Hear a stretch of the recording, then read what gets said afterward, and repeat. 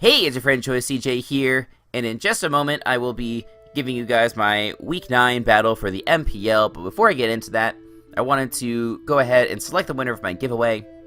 I haven't had a chance to do that yet. The submissions ended on Sunday night, and it is now Thursday night as I'm recording this. It will be uploaded at 4 p.m. Friday Eastern. So, thanks to everybody who entered, thanks to everybody who liked, subscribed, all that good stuff, and thanks again to all of you guys for just the fantastic support over the past 2 years for the channel. We're going to give the winner to lucky number 17 here. So this is going to put the names in a random order, and whoever gets number 17 is going to be the winner. 17, that's because that's the date of my birthday. I won't tell you guys which month or year. I'll leave it up to your imaginations. But in any case, yeah, we're just going to go ahead and hit this randomize button. And here we go. So number 17 is Lance Norstrum. So I'll be sending you a DM on YouTube. If there's any other way for me to reach out to you, just let me know. Just maybe drop a comment down below. But otherwise, I will try and hit you up through YouTube and then potentially through Twitter or Discord or whatever else. That would be really fantastic. So congrats to you. Hope you enjoy all the games, man. And with that, let's go into our team builder. So for Week 9, we are going up against Keegan, aka Fog, aka coach of the Olympique Flygon, and he has a spooky roster. His team features Tapu Koko, Hawlucha, Salamence, Roserade, Registeel, Gastrodon, Uxie, Yanmega, Mega Altaria, Alolan Raichu, and Delphox. So he has a lot of ways to sweep me, with his 2 electric types being extremely potent. He's got 2 Dragon Dance sweepers. He's got Hawlucha, which can take advantage of the electric terrain, and something even like Yanmega is really spooky. So I don't really have a good way to deal with all the different threats that he has. His electric types in particular are really spooky for me. I could have brought something like Defensive Xurkitree or Defensive Serperior, but I couldn't pick a Mon to drop for one of those 2 options just to try and deal with the electric types. There's just nothing that I could find that I wanted to drop. I felt like I needed everything on my team. So I think that's what I'm most vulnerable to, but I feel like I've got good responses to his Dragon Dance users. I can somewhat deal with Hawlucha, although Hawlucha is still treacherous to work around. And then I think I've got a pretty good game plan in terms of setting up my own offensive win condition. He's got a couple of Mons that I expect to be brought physically defensive in order to deal with Charizard. And so I want to use my Charizard to clear the way for my Donphan that I have here. This is a rock polished Donphan. Max attack adamant with enough speed on here so that we can outspeed max speed Timid Koko at +2. This Earthquake hits a lot of his team extremely hard. He does have those dual electrics. He's got Delphox, which gets super effective. Registeel gets super effective. Play Rough hits the likes of Altaria, Salamence, Hawlucha, things like that. Knockoff hits Uxie.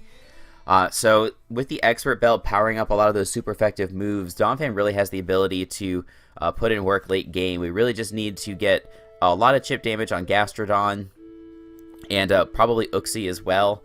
Getting up rocks is also going to be really crucial for weakening Yanmega, because Yanmega I don't think we can take out from full with our set. So this is the main way that I'm thinking I'm going to win this match.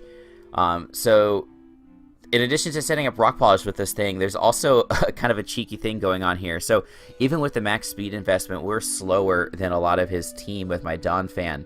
So if I can't find the opportunity to set up Rock Polish, I do think that I can set up Trick Room for it with my Aromatisse. So we have a pretty standard looking defensive Aromatisse. Fully Fizz Def to be my best switch into Hawlucha.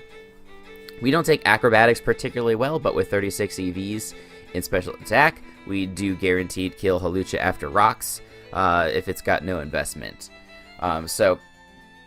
Trick Room really helps my team quite a bit, actually, because Donphan, Metagross, and Scavalier are all pretty decent offensively versus him, and because so much of his team is based off of getting speed boost in electric terrain, or getting Dragon Dances up, or things like that.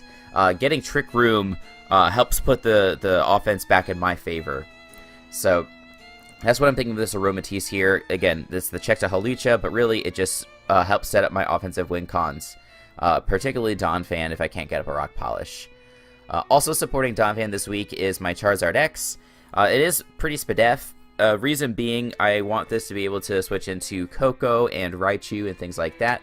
I don't really have great responses to them otherwise, especially because I'm not running a defensive Donphan and I'm not bringing something like Assault Vest Circuitry. So I want to keep this thing as healthy as possible.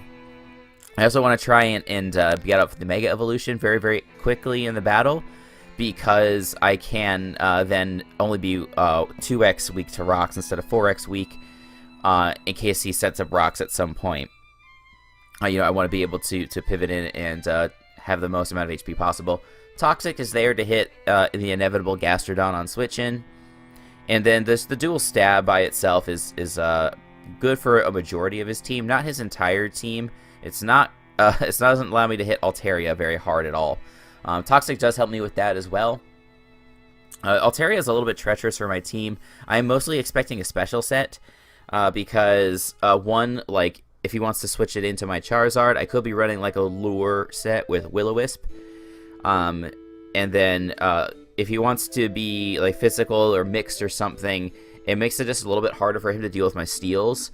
If he just wants to pack Hyper Voice plus Fire Blast, that pretty much deals with my steals by itself. And then he can run like Roost, and then potentially Agility, or who knows, Heal Bell. There are all sorts of other moves he could run. He could run Toxic on that Altaria. So yeah, just having special allows him to just run only 2 moves, and my team really can't deal with that, which is pretty spooky.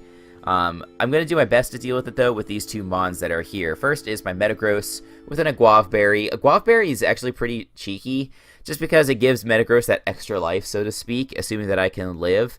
And, like, just looking at these things' defenses, it should be able to, like, it's going to be very hard to OHKO from a high amount of HP. If I'm at a high amount of HP and I'm going up against, like, a DD Mens or something, and he's got Earthquake, Earthquake from DD Mens does not kill me after a layer of spikes or after 2 rock switch-ins. Like, those are equivalent.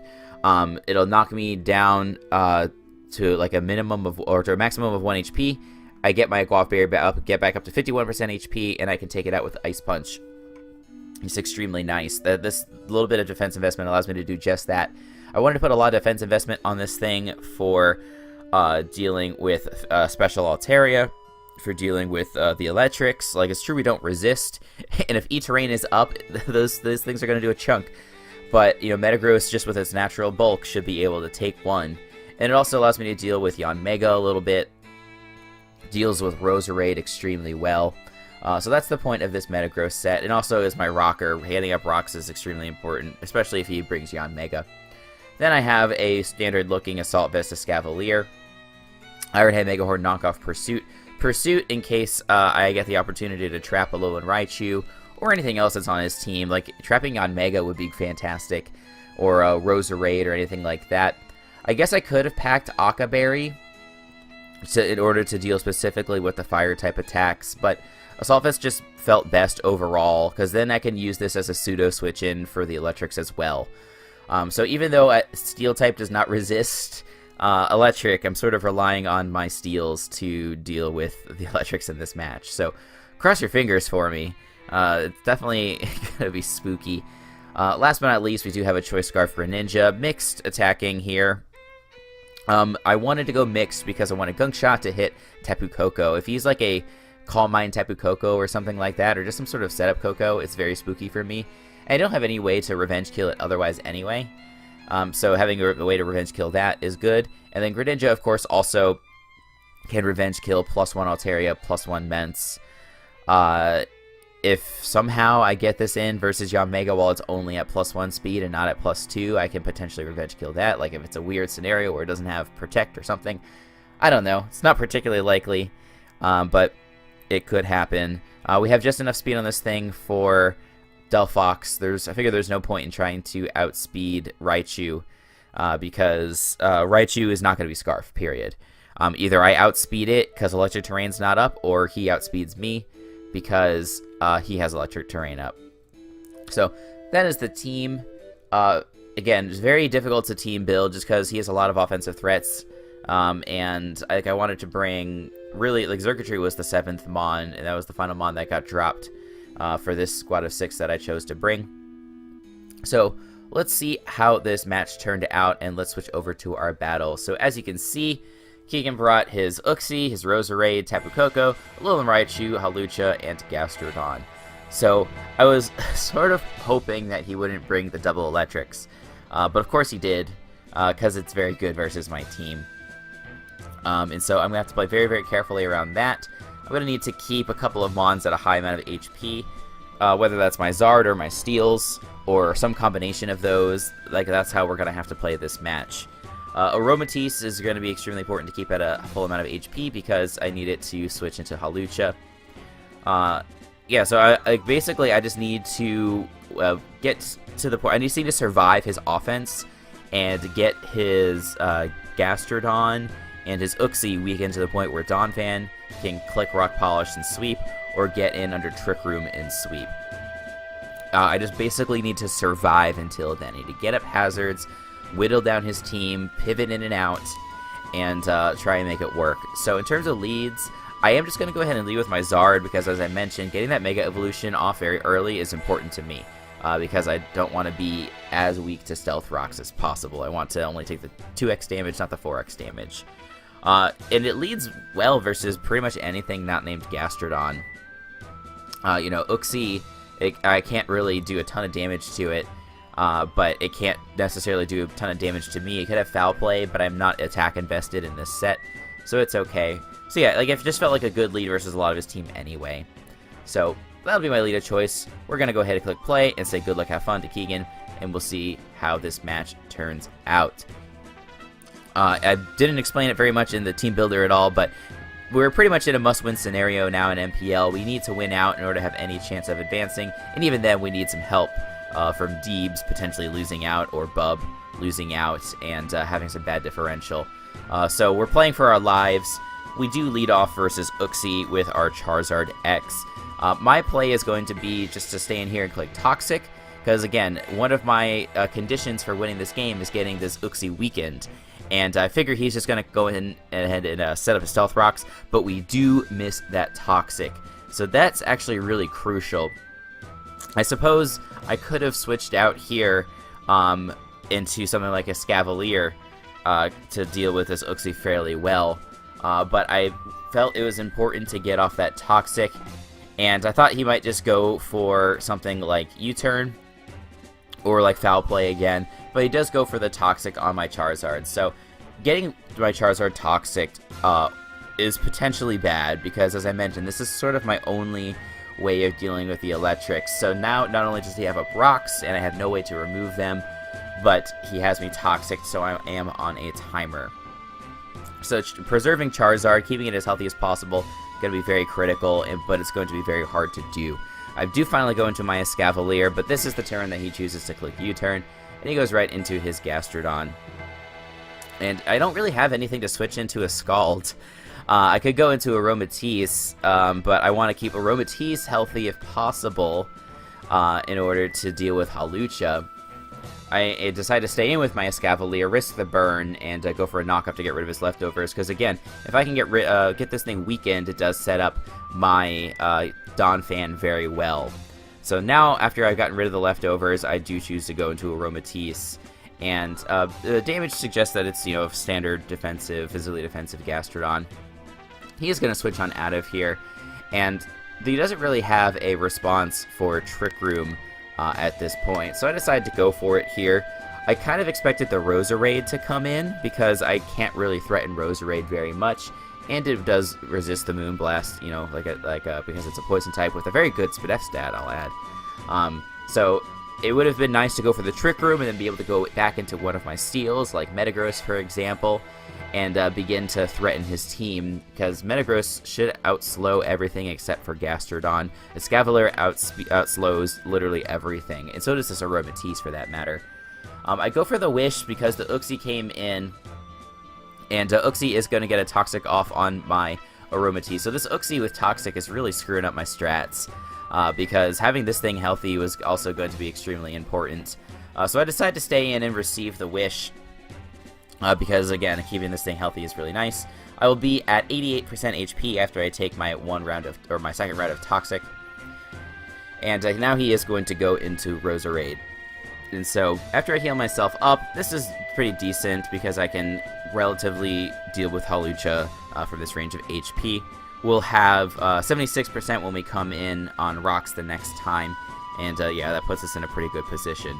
So I am going to go into my Metagross now. This is finally the matchup I wanted because Rose can come in here versus my Metagross. And then my Metagross can set up rocks. He makes a double, though, into Uxie, which is pretty clutch. I'm not sure which switch he was anticipating there, but my Metagross can't really threaten Uxie all that much. But Uxie can't threaten Metagross really either, unless it's got that foul play like I've been talking about. He chooses instead just to go for U-turn as I set up my rocks. So really fantastic to have my rocks up, because now his whole team is going to be taking chip, just like this Gastrodon does here right now. So Trick Room ends. I do outspeed this Gastrodon, but I'm not packing something like Grass Knot to try and take it out. I thought strongly about putting that on, but I felt like I needed all the coverage moves that I had. Mash plus Earthquake just hits his whole team extremely hard. And then Ice Punch was really important for hitting things like Mence super effectively. Like, Metagross is sort of my best way of dealing with DD Mence, besides my Scarf Greninja. So I go back into my Aromatisse, because I don't have a better answer for switching into Scald. I am going to go for a Wish here, and this is a nice opportunity for me to heal up my Zard, because I'll come in, I'm very specially defensive, so I should be able to take, you know, even a invested Sludge Bomb from that thing, and get up to a very good amount of HP. And then, the nice thing about bringing in Zard as well is that if he is Sleep Powder for some reason, I'm already statused, so he cannot put me to bed. So that's kind of the thought with this Zard switch in. He chooses to go for a layer of spikes, so he is getting up all the hazards versus me. This is very, very scary for the strategy that I've chosen to employ, because, you know, like I said, I basically just need to survive until I get in a position where Donphan can sweep, and that means getting Gastrodon weakened and Uxie weakened. And so pivoting around trying to accomplish that is much more difficult while all these hazards are up. I'm really wishing I brought some sort of hazard removal, but alas, I don't have it. I anticipated the switch into Gastro, so I decided to go for the Dragon Claw, and then half anticipating him to switch, half thinking that Flare Blitz had a really good chance to KO the Gastrodon from that range of HP. Anyway, I do go for the Flare Blitz, and I am able to eliminate the Uxie. So, things are looking kind of decent for my Donphan. The Uxie is gone. The Gastrodon, the next time it comes in, is going to be at like 20-25%. Should be pretty easily in range of an EQ. He does choose to go into Tapu Koko. And so, I'm not sure if he's going to stay in here and click Dazzling Gleam, or go for Z-Move, or what. But I don't really have a way to switch into this thing. Like, Zard is my Koko answer. And so I decided just to stay in and click Flare Blitz, because he really doesn't have any resists to it anyway. So he does just go into his Gastrodon and sacks it off. There's no universe where this Flare Blitz doesn't KO the Gastrodon. So we are going to take it out. Do note that this is like my third turn of Toxic, if I'm not mistaken. So I drop down into the red, and now he's in a position where he can fairly easily revenge kill with Tapu Koko by clicking Dazzling Gleam. So we are up 5-4 in this situation, but I talked about it at Team Matchup. Charizard was my electric response, and it is no longer in this match. So that is spooky. My best way to tank a hit from this Tapu Koko now is just to go into my Metagross, because I am pretty bulk invested. I can take a T-Bolt from that range very comfortably. I think T-Bolt does a maximum of 109 damage to my spread, assuming he does not have a boosting item. I go for a Meteor Mash. The Meteor Mash seemed like the best mid-ground play, because it hit Koko relatively hard. If he switches to Hawlucha, it hits it relatively hard. And if he goes into Raichu, it hits about as hard as Ice Punch. I didn't want to go for EQ in case this Hawlucha came in, but as you just saw, I get punished for making a pretty reasonable play and clicking Meteor Mash, and I get betrayed by my Metagross, and it does miss. And Keegan, right on cue, takes advantage of that, goes for the SD, clicks Drain Punch instead of High Jump Kick, and oh baby, we're living on 16. That defense investment coming in handy, and we're going to be able to get our Aguav Berry to proc. And that actually it puts us pretty much in guaranteed range to live another Drain Punch, which is extremely nice, because it does 104 max. But baby, Metagross, it knew that I was disappointed in it because it missed that Meteor Mash, and it's paying me back by getting that freeze on the Hawlucha. So, yeah, freeze stinks, but I think it pretty much puts us back on level footing for that Meteor Mash miss, because he would not have been able to get up that SD if I had hit that first Meteor Mash. It would have done Mash into Ice Punch, and that should have been able to take it out. So with that Aguav Berry, we are able to get up to 109 HP. Like I said, I think a max roll from this Tapu Koko does 109, so we do live on 6 HP, and we are able to take it out with that Earthquake. So, oh man, it was looking crazy just a second ago because we had no way of dealing with those electrics. But now we've gotten rid of the Koko, which is one of his scariest electrics, his other one, of course, being this Raichu, and more importantly, it's his terrain setter. So once this terrain goes away, I can very easily come in with my Greninja and take this thing out with Dark Pulse. And that's exactly what happens here. Electric terrain does go away. My Greninja can come in versus this Raichu. If he wants to pivot out into Roserade, Roserade has to take a layer of hazards, puts it at 76%, and I don't believe it can live 2 Dark Pulses unless it's very bulky. It could be bulky. It is a spike set. But, you know, I haven't gotten any damage off on this thing to really figure out what sort of investment it has. But I am going to switch on out of here because I want to have the ability to go for Ice Beam versus this Roserade. I'm going to sack off my Aromatisse, and he is going to go for a Giga Drain. Giga Drain's really annoying here, actually, because it gets him that tiny little bit of extra HP that he needs. You can see he gets healed up to like 90%. And so I'm looking at the calcs, and I go, okay, if I can get a U-turn off on this thing, and I can then go into my Scavalier, sack it to potential HP Fire, I can come back in and go for Ice Beam. Ice Beam to an offensive Roserade does about 60%. And that looks to be kind of the range that he's in right now. So that's exactly what I do. I go into my Scavalier, I take a lot of hazards. He does go for the Giga Drain. The damage suggests that he is max offensive, but he doesn't seem to be like Expert Belt, or maybe he could be Expert Belt. He doesn't seem to be like Choice Specs or anything, and he's obviously not Life Orb. On this next turn, he does just go for a Giga Drain, showing that he doesn't have HP Fire, or perhaps he's like Choice Scarf Roserade, and he's just locked into Giga Drain at that point. But it's going to put us into a position where we can knock out the Roserade with the Iron Head, and that's going to give us a 3-0 victory in this match.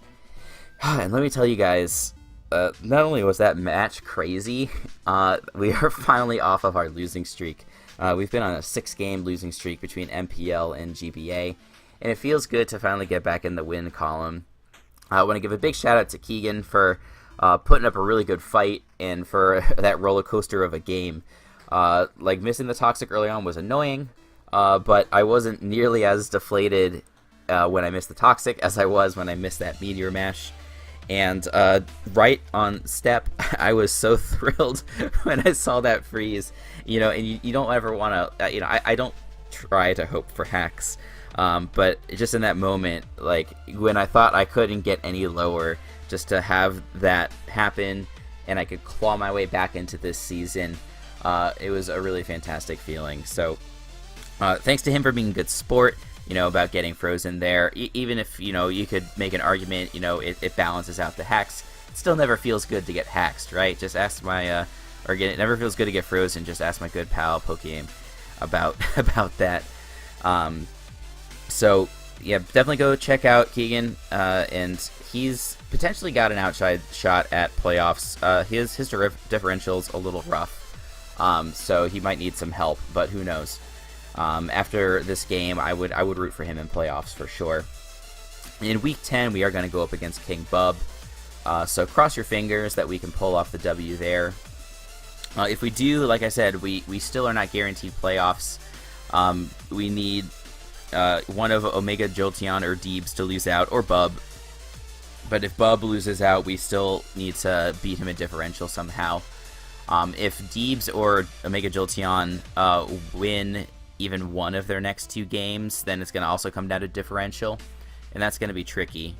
So, our work's cut out for us. Our destiny is not totally in our hands, but we're going to give it our best shot and hope that we can make it into playoffs and then eventually make some noise. So, thank you guys for watching. Again, thank you guys for joining in on the giveaway and for being a part of the channel and the community. I really appreciate it, and I hope you guys are looking forward to next week of the MPL and then rest of the GBA season. So make sure you check out the channel for other gaming and Pokemon content. Until the next time, I'll see you guys later.